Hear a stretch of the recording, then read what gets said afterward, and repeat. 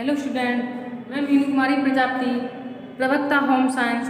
आज हम आपको मानव विकास एवं पारिवारिक संबंध के प्रथम पत्र में आपका 10वां अध्याय बौद्धिक विकास इंटेलेक्चुअल डेवलपमेंट। अब तक हमने कई प्रकार के विकास के बारे में अध्ययन कर चुके हैं। आपको विकास के बारे में सामान्य जानकारी के बारे में आपको बता चुके हैं। तो जब मानव का जन्म होता है, जन्म से लेकर उसके मृत्यु पर्यंत तक किस किस तरह का विकास होता है, तो आज के अध्याय में हम बौद्धिक विकास के बारे में अध्ययन करेंगे। बौद्धिक विकास यानी बुद्धि, अपनी सोचने समझने की क्षमता, मानसिक सजगता, विचार विमर्श, तर्क वितर्क, इन सभी के बारे में आपको अध्ययन कराएंगे। तो बुद्धि होती क्या है? आपने देखा होगा सभी प्राणियों में मनुष्य को एक विकसित प्राणी माना जाता है, क्योंकि मनुष्य के बुद्धि होती, यानी मनुष्य कैसा प्राणी है? एक बुद्धिमान प्राणी है। आपने देखा होगा आज के समय में या प्राचीन समय में कई राजा महाराजा, नेता, कई प्रकार के राजनीतिज्ञ अपनी बुद्धि से एवं चातुर्य के गुण के कारण ही कई देशों पर तथा कई प्रदेशों पर शासन किया है। इस बुद्धि के कारण ही मनुष्य को सभी प्राणियों में श्रेष्ठ माना गया है। अगर मनुष्य के अंदर बुद्धि नहीं होगी तो वह किसी भी तरह का निर्णय तथा किसी भी तरह के कार्य को वह नहीं कर सकता है। इस तरह के जो इंसान होते हैं, बुद्धि नहीं होती है, उन्हें कम बुद्धि होती है, वो पागल श्रेणी में या मंद बुद्धि की श्रेणी में आते हैं। तो मनुष्य बुद्धि एवं विकसित मस्तिष्क के कारण ही सभी प्राणियों में श्रेष्ठ माना गया है। उसमें सोचने, समझने, तर्क करने, स्मरण करने, भावों विचारों को व्यक्त करने, समस्याओं को सुलझाने, नवीन वातावरण में समायोजित करने की एक अद्भुत शक्ति होती है। वो शक्ति ही आपकी बुद्धि कहलाती है। आपने देखा होगा एक छोटा बालक होता है, जब विद्यालय में जाता है, 5th क्लास में, 6th क्लास में, कभी कभी वो इतना बुद्धिमान होता है, इतना होशियार होता है कि आगे वाली क्लासों के जो सवाल होते हैं उनको भी हल कर देता है। तो वो बालक बुद्धि से प्रखर होता है, प्रतिभाशाली बुद्धि का होता है। तो जैसे कि आकाश में पक्षी उड़ता है, तो आकाश में पक्षियों की तरह विचरण करना, समुद्र की लहरों में खेलना, धरती के गर्भ में से खनिज पदार्थों को निकालना, नए नए आविष्कार करना, नई नई मशीनों को बनाना, नई नई तकनीकों का निर्माण करना, ये सभी कार्य मनुष्यों के द्वारा ही किए जाते हैं। एक कार्य मनुष्य तभी कर सकता है जो उसके अंदर अच्छी बुद्धि यानी सोचने समझने की क्षमता अच्छी होती है, उसकी मानसिक क्षमता अच्छी होती है, उसकी मेंटल एबिलिटी अच्छी होती है। प्रत्येक व्यक्ति शासन क्यों नहीं करता है?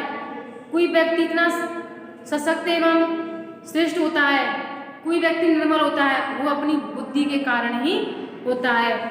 क्योंकि एक आम भाषा में कहा जाता है अकल बड़ी या भैंस बड़ी।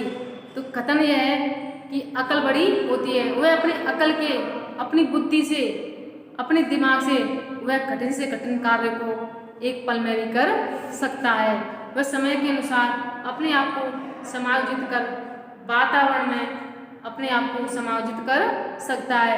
वह किसी भी क्षेत्र में अपने आप को अग्रणी रखकर अपने भविष्य का निर्माण कर सकता है।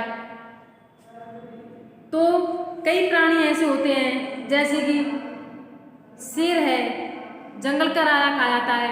अगर मनुष्य अपनी बुद्धि के कला से उस शेर को भी अपने काबू में कर सकता है तथा अपनी अद्भुत विलक्षण क्षमता के कारण ही मनुष्य को श्रेष्ठ माना गया है।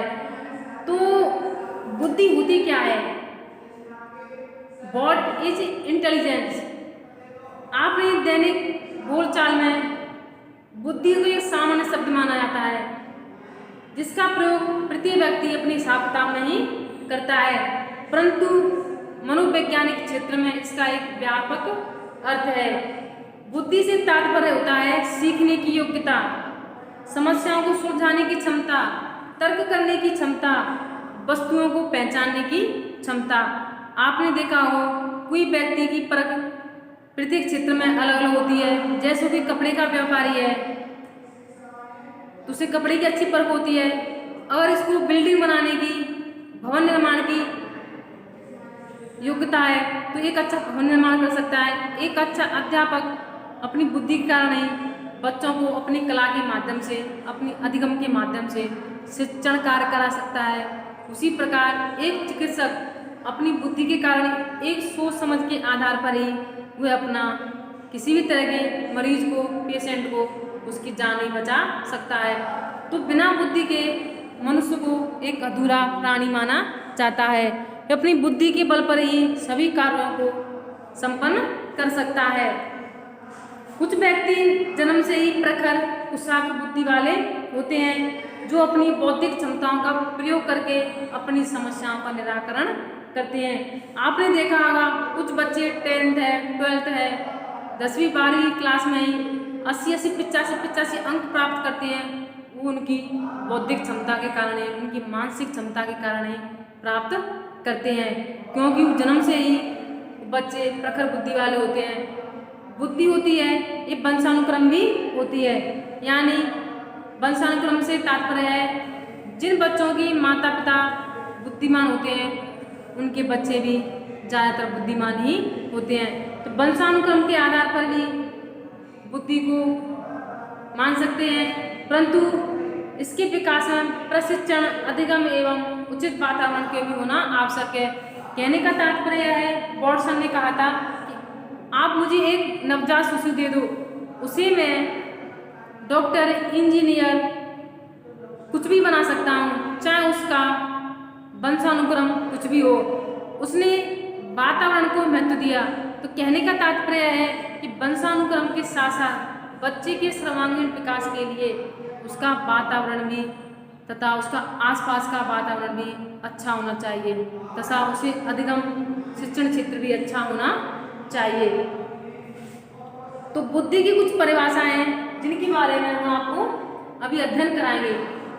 तो आपकी मानसिक सजगता और बुद्धि का विकास, मानसिक सजगता, बुद्धि का विकास ही आपकी बौद्धिक क्षमता कहलाती है। ट्रमन के अनुसार कुछ वैज्ञानिक थे, इन्होंने बुद्धि के बारे में कई परिभाषा दी तथा इन परिभाषाओं को आज के समय में महत्व दिया जाता है। टर्मन के अनुसार, टर्मन एक मनोवैज्ञानिक है, नाम है उनका। टर्मन के अनुसार अमूर्त चिंतन की योग्यता ही बुद्धि है, यानी चिंता बड़ी, चिंतन थिंकिंग, चिंतन से तात्पर्य है थिंकिंग, सोचना। अमूर्त चिंतन की योग्यता ही बुद्धि है। कहने का तात्पर्य है जैसे कि किताबी अध्ययन करना, डॉक्टर है, इंजीनियर है, अध्यापक है, ये अमूर्त चिंतन, ये आपका अमूर्त चिंतन की श्रेणी में ही आते हैं। तो अमूर्त चिंतन की योग्यता ही बुद्धि है।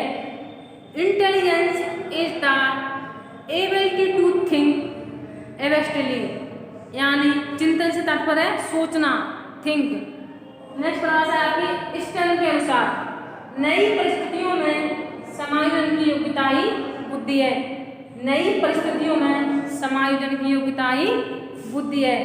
समायोजन अपने आप को एडजस्ट करना, उस वातावरण में, उस वहाँ के तौर तरीकों के माहौल में अपने आप को समायोजित करना ही आपका समायोजन कहलाता है। ये आपकी परिभाषा है। तो intelligence is the ability to adjust oneself to a new situation. नई परिस्थितियों में समायोजन की योग्यता ही बुद्धि कहलाता है।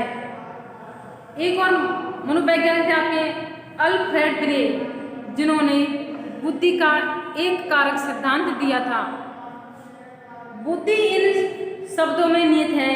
उन्होंने कुछ शब्दों के माध्यम से बुद्धि को बताया था। बुद्धि इन शब्दों में निहित है: ज्ञान, आविष्कार, निर्देश और आलोचना। जो अल्फ्रेड बिने थे, जिन्होंने ज्ञान, आविष्कार यानी ज्ञान प्राप्त करना, आविष्कार करना यानी नई चीज़ों को खोजना, निर्देश यानी किसी को मार्गदर्शन करना तथा आलोचना करना। व्यक्ति के गुण होता है, कुछ गुण होते हैं, कुछ अवगुण होते हैं। इन सभी को ही अल्फ्रेड बिने ने बुद्धि के लिए उपयुक्त माना है। अब आपका थॉर्नडॉक के अनुसार गत अनुभवों से लाभ हानि की योग्यता ही बुद्धि है। गत अनुभवों से लाभ हानि की योग्यता ही बुद्धि, यानी किस कार्य में हमें हानि हो रही है, किस कार्य में हमें लाभ हो रहा है, ये सोचना समझना हमारी बुद्धि का कार्य होता है। तो लाभ हानि के बारे में सोचना, अच्छे बुरे के बारे में सोचना, विवेक अविवेक के बारे में सोचना ही बुद्धि कहलाती है। हेवर एवं थायड के अनुसार शीघ्र सीखने एवं अधिगम धारण की क्षमता ही बुद्धि कहलाती है। कोई बालक, कोई मनुष्य जल्दी सीखता है, अधिगम तथा शीघ्र ही धारण करता है, वो आपकी बुद्धि कहलाती है। तो इन परिभाषाओं से स्पष्ट होता है बुद्धि एक जन्मजात शक्ति अथवा योग्यता है। बुद्धि कैसी होती है? जन्मजात तो होती है, ये तो नहीं नवजात बच्चे से पैदा हो गया बुद्धि उसमें आ रही है 5 साल बाद, नहीं। तो बुद्धि होती है एक नवजात योग्यता होती है, नवजात शक्ति होती है। जब बच्चा माँ के गर्भ से जन्म लेता है, जन्म के समय बच्चा बुद्धि का विकास होने लगता है। आपको बताया था माँ के गर्भ में सर्वप्रथम बालक के मस्तिष्क का विकास होता है। बुद्धि एक विकासशील एवं परिवर्तनशील योग्यता है। विकासशील ही तो नहीं बुद्धि कुछ समय तक उसका विकास हुआ, उसके बाद रुक गई, नहीं। तो बुद्धि एक विकासशील है, निरंतर चलने वाली प्रक्रिया है, अनवरत चलने वाली प्रक्रिया है। परिवर्तनशील योग्यता है, यानी उसमें कुछ ना कुछ परिवर्तन होते रहते हैं, चाहे वो परिस्थिति के अनुसार हो, चाहे वहाँ के वातावरण के अनुसार हो, या किसी लाभ हानि के अनुसार हो, तो उसमें कुछ ना कुछ परिवर्तन होते रहते हैं। परिवर्तन कैसे होते हैं? कोई व्यक्ति अध्ययन के साथ साथ वह राजनीति में को भी पसंद करता है, राजनीति में भी जाना जाता है, तो उसकी बुद्धि परिवर्तनशील है। अध्ययन के साथ साथ वो राजनीति भी कर सकता है। बुद्धि एक इकाई ना होकर अनेक इकाइयों का समूह होता है। एक इकाई ये नहीं कि जो लड़कियां हैं सिर्फ पढ़ती हैं, पढ़ने के साथ साथ घरेलू कार्यों को भी करती हैं, किसी कढ़ाई बुनाई कई कार्यों में भी दक्ष होती हैं। तो एक इकाई ना होकर अनेक इकाइयों से मिलकर बनी हुई होती है। बुद्धि में केवल एक ही योग्यता समाहित नहीं होती है, बल्कि विभिन्न मानसिक योग्यताओं का योग होता है, जिसके अंदर सोचना, समझना, विचार करना, स्मरण करना, तर्क करना, समस्याओं को सुलझाना, नवीन वातावरण के साथ अपने आप को समायोजित करना। तो यह आपकी बुद्धि की कुछ परिभाषा थी, इनका निष्कर्ष था। अब पढ़ेंगे बुद्धि की प्रकृति, नेचर ऑफ इंटेलिजेंस। बुद्धि की प्रकृति किस तरह की होती है? तो बुद्धि की प्रकृति होती है आपकी सीखने की क्षमता, ये भी एक प्रकृति है। एबिलिटी टू लर्न, सीखने की क्षमता ही बुद्धि कहलाती है।